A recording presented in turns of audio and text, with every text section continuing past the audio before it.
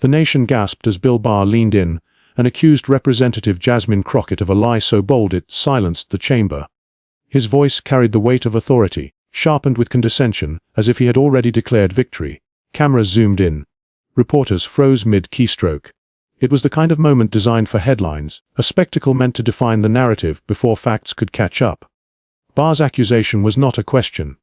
It was a verdict delivered with smug certainty, dripping from the lips of a man who had spent years bending reality to his will. His words painted Crockett as dishonest, untrustworthy, a figure to be dismissed. He believed the chamber would nod in agreement. He believed the public would take his word as gospel. But silence swept through the room. Crockett did not flinch. Her eyes locked on him, steady and unyielding, as if she had been preparing for this very moment. The clash was not merely personal. It was symbolic. One man embodying the arrogance of entrenched power. One woman embodying the dignity of truth and the resilience of a community too often maligned. The tension hung heavy. Every heartbeat in the chamber seemed to echo louder than the last. Barr smirked, convinced he had cornered her. "You've lied to the American people," he declared, raising his hand for emphasis. "On today, it's time you answer for it." Viewers at home leaned forward, their screens glowing with the spectacle. Social media feeds began to buzz, hashtags forming in real time. Was this the moment a rising voice in Congress would be crushed under the weight of an old Washington giant? Or was something else about to unfold? Crockett's lips parted slightly, as though she might speak. But instead of rushing to defend herself, she simply let the silence stretch, refusing to grant Barr the satisfaction of a frantic reply. That silence was deafening, more powerful than any immediate retort. It was the pause before the storm. The chamber waited. America waited. And in that stillness, a shift began. For Barr's arrogance had overplayed its hand, and Crockett's composure hinted that she carried something he did not anticipate. Something that could turn this confrontation upside down. But no one could predict the evidence she was about to unleash. To understand why this confrontation mattered, one must first understand the man who hurled the accusation. Bill Barr was no stranger to the art of narrative warfare. Throughout his career, he had perfected the ability to twist a story before it fully took shape, to bend perception until truth itself looked suspicious. Whether as Attorney General or political commentator, his words carried a practiced authority, dressed in the tone of finality. When Barr spoke, he did not simply state an opinion. He issued decrees, carefully calibrated to plant doubt and shape headlines. It was a strategy that had worked for him for decades. By the time the facts emerged, the damage was already done. Critics were painted as liars, opponents as frauds, and he always was the arbiter of truth. His fingerprints were on some of the most consequential battles over perception in modern politics. And in that chamber, on that day, Barr thought he could repeat the same maneuver against Jasmine Crockett. But Crockett was not the kind of opponent Barr had grown used to. Her reputation in Congress was not built on bluster or spectacle but on precision. Facts laid out with clarity, arguments sharpened to the point of undeniability. She was a former public defender, a lawyer who had stood between the powerless and the machinery of the state. Someone who knew what it meant to have truth drowned out by louder, wealthier voices. For her, accuracy was survival. For her, truth was not just a tool, it was identity. And this was what made the clash electrifying. It wasn't merely Barr versus Crockett. It was the embodiment of two philosophies colliding under the bright lights of a national audience. On one side, manipulation dressed as authority. On the other, dignity armed with evidence. The stakes stretched far beyond reputations. What played out would become a referendum on whether lies could still dominate the national stage, or whether truth, delivered with unshakable composure, could break through. The chamber understood this, even if only subconsciously. The air seemed charged, as though history was being weighed in real time. Lawmakers shifted uneasily in their seats. Staffers clutched phones, already drafting statements for whichever way the tide turned. Viewers at home sensed it too. They had seen enough political theater to know when something deeper was at work. This was not just another hearing, not just another exchange of barbs. This was a test of how much reality still mattered in American democracy. And the stakes went even higher because of who Crockett represented. She carried into that chamber the weight of communities too often dismissed, voices too often silenced.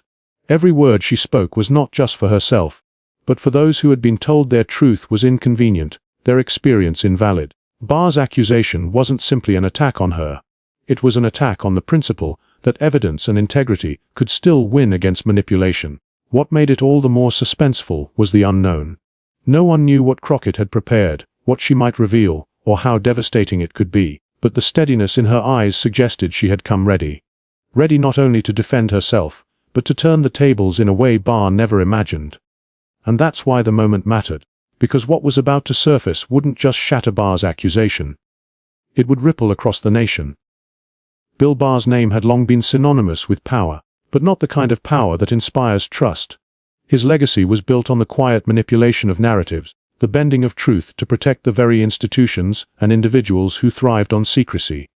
He was not the thunderous kind of villain who announced his intentions with chaos. No, Barr operated in shadows, using the careful cadence of authority to disguise what was, at its core, a strategy of distortion. From his earliest days in Washington, Barr positioned himself as a guardian of those already in power.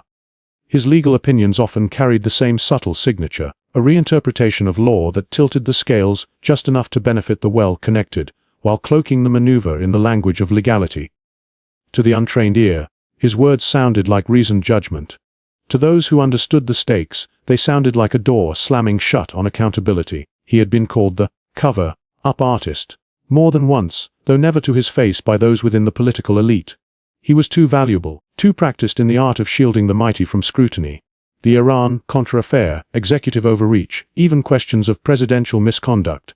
Time and again, Barr appeared not as an impartial defender of justice, but as the man who could massage the story until the scandal seemed smaller, the truth fuzzier, and the guilty less exposed. What made him effective was not just his intellect, but his demeanor. Barr spoke with the cadence of certainty. He leaned on the gravitas of his office, on the optics of gray hair and measured tones, to create the impression of unimpeachable authority. Even when his reasoning strained credulity, he delivered it with such confidence that headlines often parroted his framing before critics could catch up. It was a kind of linguistic sleight of hand. Truths dressed as full answers, omissions presented as clarity, and it worked. For years it worked. Barr cultivated an image of the adult in the room, the seasoned statesman whose word was weightier than the facts themselves. He knew how to stall, how to release documents in ways that blunted their impact, how to summarize findings so selectively that the public walked away with a distorted picture of reality. In the theater of Washington, Barr wasn't the loudest actor. He was the stagehand who quietly rewrote the script. But underneath the polish, frustration simmered among those who recognized the pattern. They saw a man less committed to justice than to shielding the powerful from consequences. A man whose loyalty was not to truth, but to the preservation of an order that benefited him and his allies. It wasn't the kind of villainy that drew boos in the moment. It was the slow erosion of faith, the quiet normalization of manipulation. That was Barr's talent, to leave people doubting what they had once believed, unsure of what was real. And so, when Barr turned his sights on Jasmine Crockett, he thought he was running the same well-worn playbook. Accuse, distort, frame the narrative before the facts arrived. Cast her as dishonest, and let the perception linger long enough to stick. He believed that his reputation, his practiced authority, would be enough to sway the chamber, enough to seed doubt in the minds of the public. But here was the flaw in Barr's calculation. His maneuvers thrived in environments where opponents faltered under pressure, where they scrambled to defend themselves, and in doing so ceded control of the story. He underestimated the difference between someone playing defense and someone ready to seize the offensive. He had not reckoned with a figure like Crockett, sharp, unflinching, and unwilling to allow manipulation to go unchallenged. In his overconfidence, Barr leaned on the same tactics. He always had a smug declaration delivered with absolute certainty, the insinuation that Crockett's words were false before anyone could weigh the evidence. He expected the chamber to follow the pattern, for the narrative to bend, once again, in his favor. But he forgot the most important truth about truth itself. When wielded with precision, it cuts deeper than any accusation. And yet, in his overconfidence, Barr forgot one crucial thing. Crockett comes armed with more than words. Before Jasmine Crockett's name was spoken in the halls of Congress, before her sharp questioning cut through televised hearings, she was a young black woman from Texas who understood what it meant to be underestimated. She grew up in a world where opportunity was never guaranteed, where dignity had to be fought for, where silence often meant erasure. These early lessons shaped her, not into someone who accepted limits, but into someone who refused to be boxed in. Her path to politics wasn't born of privilege. It was carved out of grit. Crockett began her career not in the plush offices of corporate law, but in the trenches of public defense. Day after day, she stood beside clients who had no one else to fight for them. Men and women whose stories would otherwise be swallowed by a system designed to move quickly, not fairly. For Crockett, the courtroom was never abstract, it was personal. Each case carried faces, families, lives that could be shattered by a single misstep. In those moments, she learned how to hold the line against overwhelming odds. She learned how to distill mountains of evidence into clear, undeniable arguments. And most importantly, she learned that truth was her most reliable weapon. It did not always guarantee victory, but it gave her something more enduring: integrity. Her clients knew she would not abandon them, even when the outcome seemed predetermined. That kind of loyalty earned respect that money and connections never could. The shift from defense attorney to state legislator was not an accident. It was a continuation of the same fight. Crockett saw firsthand how laws could trap the vulnerable long before they ever set foot in a courtroom. She ran for office not because it was easy, but because the communities she came from needed someone unafraid to say what others whispered only in private. She carried the stories of those silenced in courtrooms into the chambers of government, turning personal struggles into political power. Her style quickly set her apart. Where others hedged their words, Crockett spoke plainly. Where others avoided uncomfortable truths, she confronted them head-on. For some, that bluntness was unsettling. For many more, it was a revelation. A voice that sounded like theirs, a representative who didn't perform politics but lived it. In a landscape dominated by polished sound bites and evasive language, Crockett's clarity became her signature. But it was not just her words that made her stand out. It was the dignity she carried into every battle. She did not shrink when confronted by powerful opponents, she steadied herself. She did not lash out in the face of disrespect, she turned insults into opportunities to demonstrate composure. That balance, fierce advocacy paired with unshakable calm, was the quality that made her both relatable and formidable. Her rise to national prominence reflected a hunger in America for something beyond the hollow theatrics of politics as usual. People saw in Crockett the story of resilience, a woman who had been counted out more than once but never stayed down, a leader who did not need to shout to command attention. Each time she spoke in hearings, each time she defended her constituents, she reinforced the idea that truth, when wielded without fear, could still break through the noise, and that's what made the confrontation with Barr so powerful. This was not just another clash of personalities, it was a collision of histories. Barr, the man who had spent a lifetime bending narratives for the powerful, now faced Crockett, a woman who had built her career on standing firm for the powerless. One embodied arrogance cloaked in authority. The other embodied dignity sharpened by struggle. To those who followed her career, it was no surprise she stood tall in that chamber. Every obstacle she had faced prepared her for it. Every dismissal, every challenge, every late night poring over documents in defense of someone society had abandoned. It all built toward this moment. Crockett had learned how to weather storms without losing herself, how to fight battles without sacrificing her values. And in this showdown, she carried more than her own reputation. She carried the weight of countless others who had been told to sit down, to be quiet, to accept less. For them, her presence was not symbolic. It was vindication.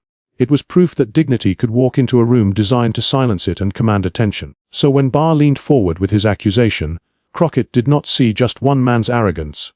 She saw every dismissive voice she had ever endured, every barrier she had ever pushed against, and she knew exactly how to respond. Her calm that day was not passivity.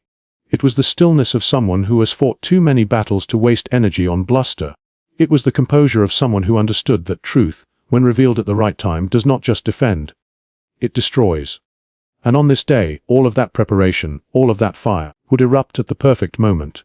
The chamber buzzed with an uneasy energy as Barr pressed forward, doubling down on his accusation.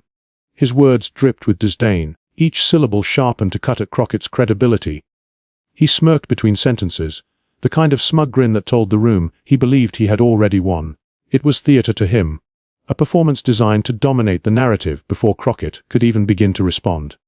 "You've misled this body, Representative," Barr said, his tone rising with mock indignation. "And frankly, the American people deserve better than a lawmaker who hides behind carefully rehearsed words." He leaned back in his chair as if to savor the moment, arms crossed, gaze fixed on her with the air of a man daring her to challenge him. The arrogance was suffocating. Each time Crockett opened her mouth to speak, Barr interrupted, waving his hand dismissively as though her words were beneath him. He chuckled when she attempted to clarify a point, shaking his head as if addressing a child who hadn't done her homework. His interruptions weren't just verbal, they were symbolic, an attempt to strip her of the authority she had rightfully earned. Yet Crockett remained still, her posture straight, her face calm, her eyes locked on Barr with quiet intensity. She didn't mirror his bluster. She didn't raise her voice to match his. She let him unravel in full view of the chamber, knowing that arrogance has a way of exposing itself. Every insult he lobbed seemed to land with less force as the minutes passed. What once felt like daggers now resembled the flailing gestures of a man overplaying his hand. His smirk grew tighter, his words a little more frantic, as though some part of him realized he was pushing too hard but couldn't stop himself. Around them, the chamber shifted. Lawmakers leaned forward, some with furrowed brows, others hiding smiles. Staffers whispered to one another, sensing that Barr's performance was veering dangerously close to self-sabotage. The public gallery sat hushed, eyes darting between the aggressor and the woman who refused to flinch. For Crockett, every second of restraint was strategic. She knew the power of patience, the way silence could magnify arrogance until it became unbearable. She wasn't there to match Barr's fury. She was there to let him bury himself. And the more he spoke, the deeper he dug. "Representative, you can spin it however you want." Barr sneered, wagging a finger in her direction. "But the truth is simple, you lied, and the people watching know it." The room stiffened. His words echoed, harsh and unyielding. It was the line he thought would seal his victory. But Crockett's expression never wavered. Her hands rested lightly on the folder before her, her breathing steady, her gaze unblinking. She let the silence stretch again, forcing the weight of his accusation to hang in the air, daring him to believe it had landed. Barr chuckled nervously, glancing around as though expecting nods of agreement. Instead, he found eyes watching him with something closer to curiosity than support. The performance was faltering, and everyone knew it. Still, Crockett said nothing. She allowed the pause to grow heavy, to transform the chamber into a theater of anticipation. She wasn't rushing to defend herself, because she didn't need to. She knew what was in that folder before her. She knew the strength of what she carried. The silence became electric. Every camera in the room zeroed in on her, every reporter's fingers hovered over their keyboards. Viewers at home leaned closer to their screens, waiting for the first crack in her composure. But it never came. Instead, she slowly lowered her gaze to the folder before her. The gesture was small, almost imperceptible, but it shifted the entire atmosphere of the chamber. For the first time since he began, Barr faltered. His smirk flickered. His words stalled. And then, with the room hanging on her every breath, Crockett reached into her folder. The chamber seemed to freeze as Jasmine Crockett's hand slipped into her folder. She did not rush, did not fumble. Every movement was deliberate, measured, as though she understood that suspense itself could be a weapon. Bill Barr leaned back in his chair, attempting a chuckle, but there was a flicker in his eyes, a split second of unease, that betrayed him. Crockett lifted a single document, holding it at her side. She didn't speak right away. She let the paper sit there in her hand, visible to the cameras, visible to the audience, visible to Barr. The silence was deafening. The longer it stretched, the more it inverted the power dynamic. It was no longer Barr dictating the terms of the confrontation. It was Crockett, calm, patient, utterly in control. Finally, her voice broke the silence, low, steady, but laced with precision. "Mr. Barr, you've accused me of lying. You've suggested to this chamber, and to the American people, that my words cannot be trusted." She paused, lifting the paper slightly, her eyes locked on his. "But what you have forgotten is that the truth does not rely on volume. It relies on evidence." A ripple of murmurs ran through the room. Barr shifted in his seat, smirk faltering. Crockett unfolded the first sheet and read aloud. It was a memo, dated, signed, and sourced directly from the very department Barr once oversaw. The words on the page contradicted his accusation entirely, outlining the very facts Crockett had previously laid out, word for word. She wasn't merely defending herself. She was dismantling his narrative using his own house's records. The reaction was immediate. Gasps from the gallery. Reporters scribbling furiously. A few lawmakers leaned back, eyebrows raised, exchanging glances that said everything Barr had walked into a trap. "Would you like me to repeat that?" Crockett asked coolly, as though offering him an opportunity to absorb the blow. She read the damning lines again, slower this time, each syllable landing like a gavel strike. Barr cleared his throat, fumbling for a response. He shifted in his seat, tugging at his collar, his earlier bravado replaced by visible discomfort. The man who had once shaped narratives with ease now looked like someone cornered, scrambling for words that would not come. But Crockett wasn't done. She set the first document down and allowed another pause, longer than before, letting the weight of the evidence sink in. Then, without breaking eye contact with Barr, she drew out a second sheet. This time, she did not speak immediately. She simply held it up, letting the camera zoom in, letting the anticipation mount. "This," she began, her voice firmer now, "is a transcript from sworn testimony, under oath, that directly confirms what I've said all along. Testimony from individuals who were present, who documented the truth in real time." She laid the paper flat on the table, her fingers pressing it down as though anchoring it there for history itself. And then she read. The words were clear, irrefutable, devastating. They did not merely challenge Barr's accusation, they obliterated it. Each sentence was a nail in the coffin of his credibility. Each phrase carried the weight of legal consequence, undeniable and permanent. The silence in the chamber fractured.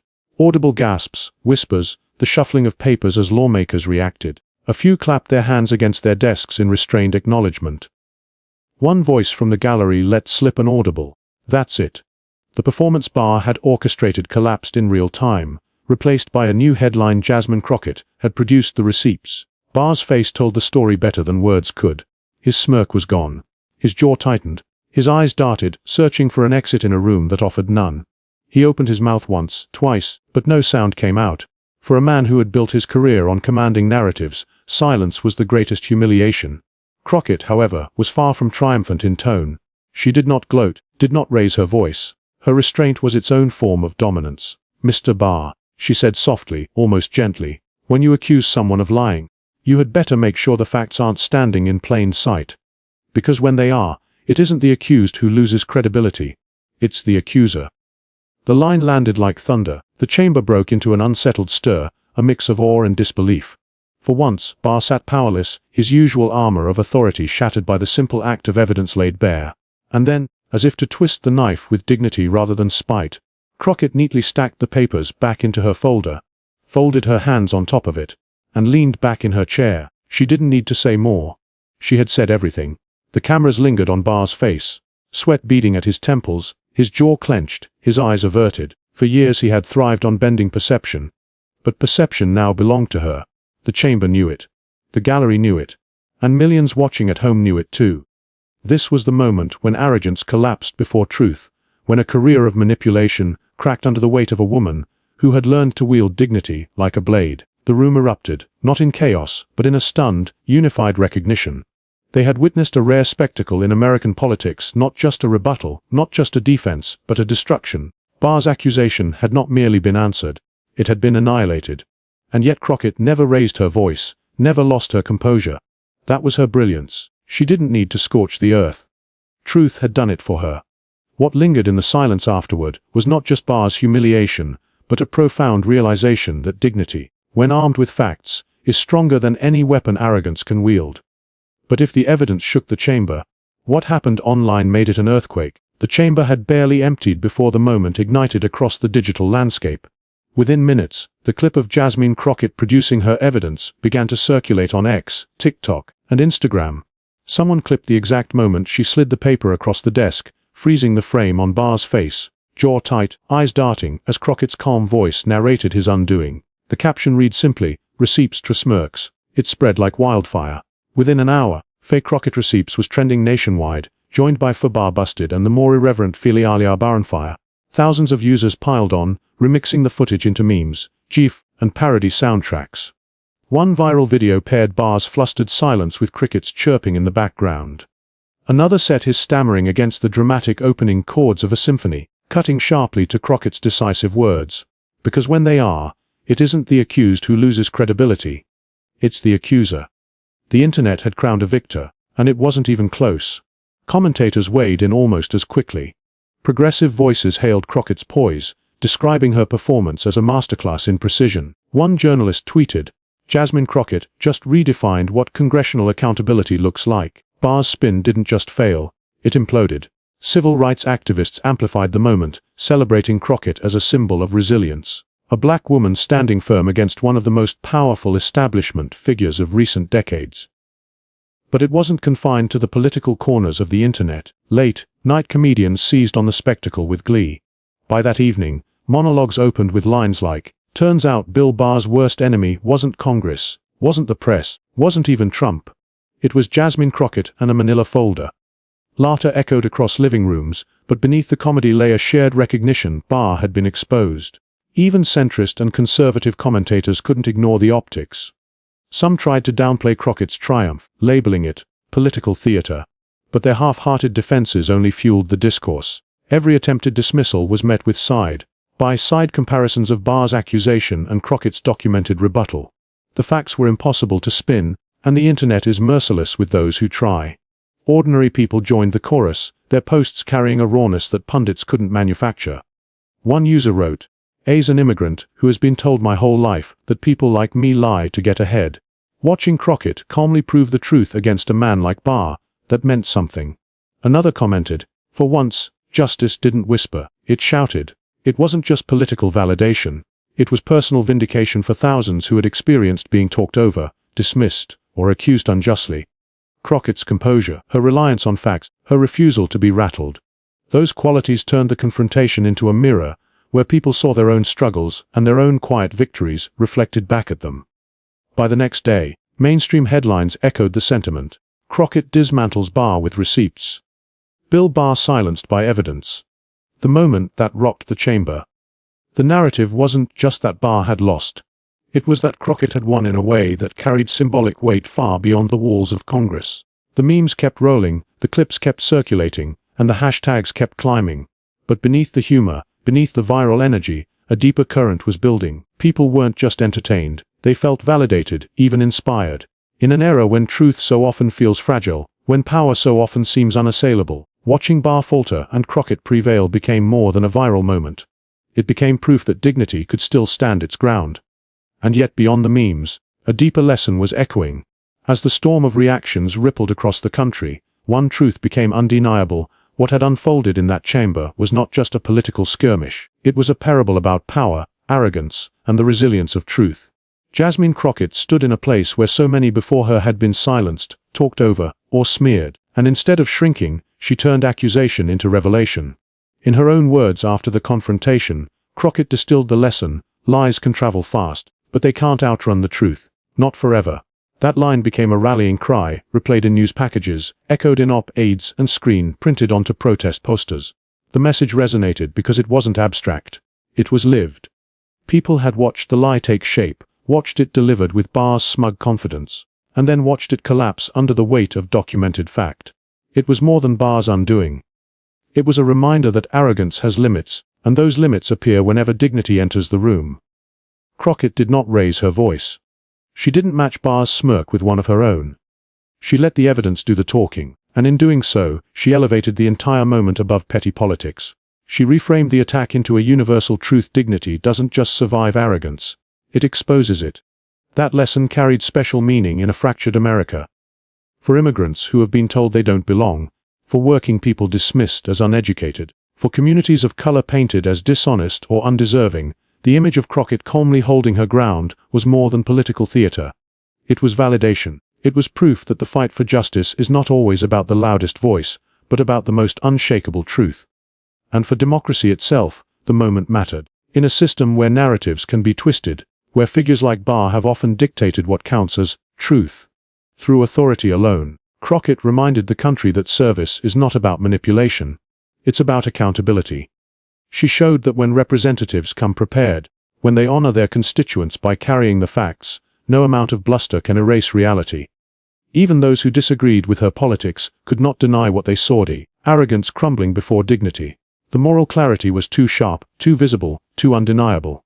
And that visibility, magnified through millions of screens and conversations, restored a measure of faith in the possibility of justice. Crockett's rise in that chamber became a reminder of something deeper than headlines. It told every person watching that truth is not powerless, that lies are not permanent, and that even the most confident manipulator can falter when faced with facts. In a moment when many Americans feel powerless against corruption or spin, the sight of Barr unraveling served as proof that power is never absolute, not when dignity stands its ground. And that's why this moment is more than politics, it's a reminder of who we are. Bill Barr accused Jasmine Crockett of lying. But when she dropped the evidence, it didn't just silence him, it destroyed the very foundation of his attack. That is the power of truth. It doesn't need volume. It doesn't need theatrics. It only needs a moment to stand tall, and when it does, even the most polished lies collapse in its shadow. This was never just about two people locked in a heated exchange. It was about the choice between deception and dignity, manipulation and accountability, arrogance and service.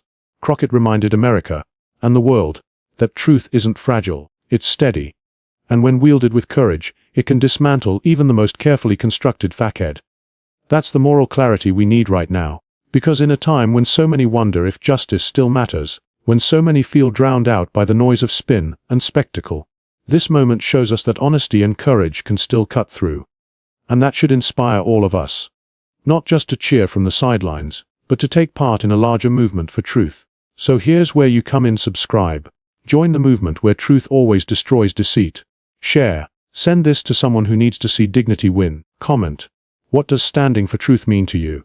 Because the story of democracy isn't written by people like Barr, clinging to power with smirks and accusations. It's written by people like Crockett, and by people like you, who choose courage over fear, truth over lies, and dignity over arrogance. And if we keep amplifying those voices, if we keep standing for each other, then moments like this won't just be viral clips. They'll be the building blocks of a future where justice wins,